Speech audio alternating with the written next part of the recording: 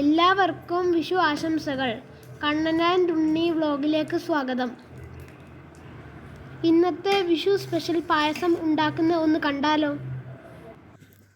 ഇന്നത്തെ പായസം നുറുക്ക് ഗോതമ്പ് കൊണ്ടുള്ളതാണ്. അതിനാവശ്യമായ ചേരുവകൾ: നുറുക്ക് ഗോതമ്പ്, തേങ്ങ, നെയ്യ്, ശർക്കര ചീകിയെടുത്തത്, ഏലക്കായും പഞ്ചസാരയും ചേർത്ത് പൊടിച്ചത്, ഇച്ചിരി കൽക്കണ്ടവും.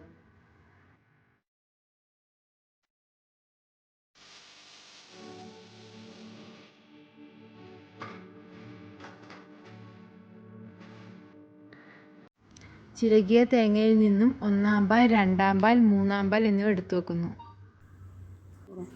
അടുപ്പിൽ വെച്ച ഉരുളിയിലേക്ക് നെയ്യ് ഒഴിച്ച ശേഷം ശർക്കരയും 3-ാം പാലും ചേർത്ത് പാനിയാക്കുന്നു. വേവിച്ച് വെച്ചിരിക്കുന്ന ഗോതമ്പ് ഇതിലേക്ക് ചേർക്കാം. അതോടൊപ്പം തന്നെ 2-ാം പാലും ചേർക്കാം.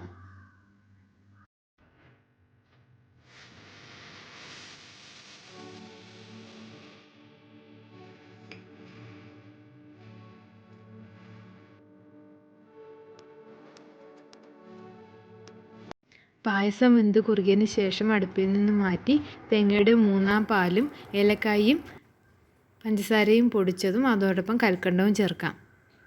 വിഷു പായസം ആയതിനാൽ ഗണപതിക്ക് സമർപ്പിച്ചിട്ട് സദ്യ കഴിക്കാം.